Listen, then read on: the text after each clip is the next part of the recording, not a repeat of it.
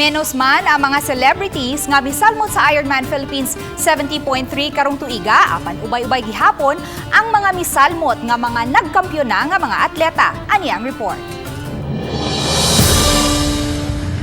Usa sa mga misalmot sa bike course sa Ironman Philippines 70.3 kagahapon ang B-medal cyclist nga si Alfie Catalan. Ang 40 anyos nga kanhi Southeast Asian Games gold medalist sa cycling o retiradong sakop sa Philippine Army misalmot sa labing unang higayon sa Ironman Philippines 70.3.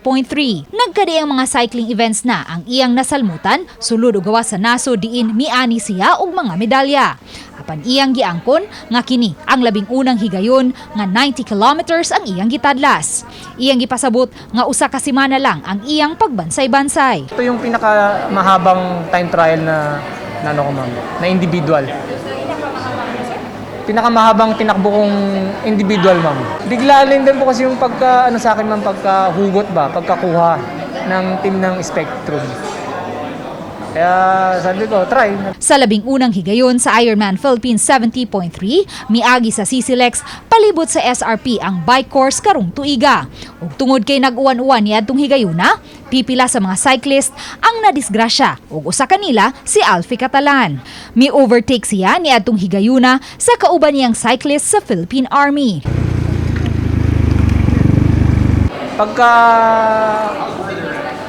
overtake ko dun sa kasamahan ko, bali nagko-caution ako sa kanya kasi yung yung daan medyo slant tapos madulas.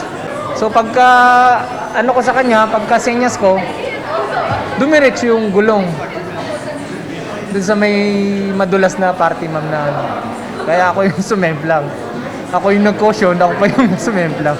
Hinuon bisan pa man sa hitabo, dali siyang nakabangon ug nahuman gayud niya ang bike course sulod sa 2 ka oras ug 35 minutos inay sa target niyang 2 ka oras. Uban ni Marlon Melgazo, Lou Mirondina, Balitang Bisdak.